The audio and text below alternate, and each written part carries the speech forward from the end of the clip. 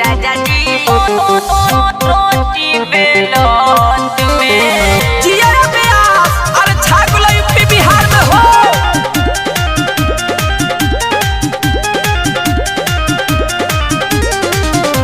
देवरा भइल बाया बाती हो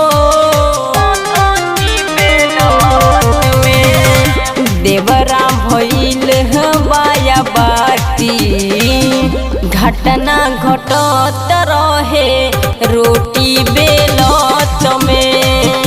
सब कुछ देखत रहे रोटी बेलत में ढोली में सटा के रगड़ काठी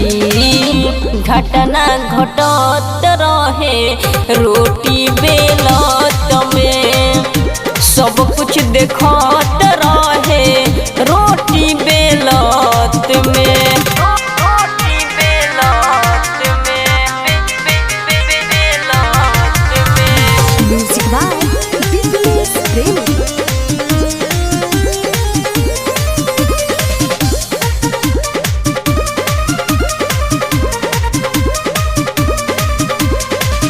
लेवा में सेवा कोइल चाहे रउए खानी दूर जाके बसल बानी पिया राजधानी दुल्हनियो नहीं चाही जिना के नथियो नहीं चाही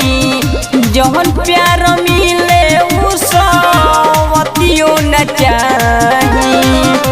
घर में मचावे ला तराही हो जिया प्यास घर में मचावे ला तराही पंजरा सटत रहे रोटी बेलत में सब कुछ देखत रहे रोटी बेलत में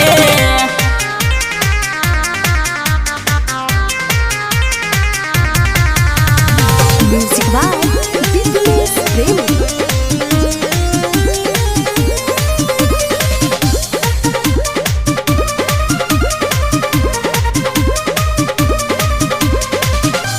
बाउर बयाउर ओकर दरेला कमरिया बिरहिन के आगे जैसन लगला से जरिया बोली कमले चली बजल का बहर में बानी रखले बिजुली के तार में जानी बानी टंगले आशीष विकास के बगवाही हो जिया प्यास सोनू संगीत के बगवाही पजरा सटत रहे रोटी बे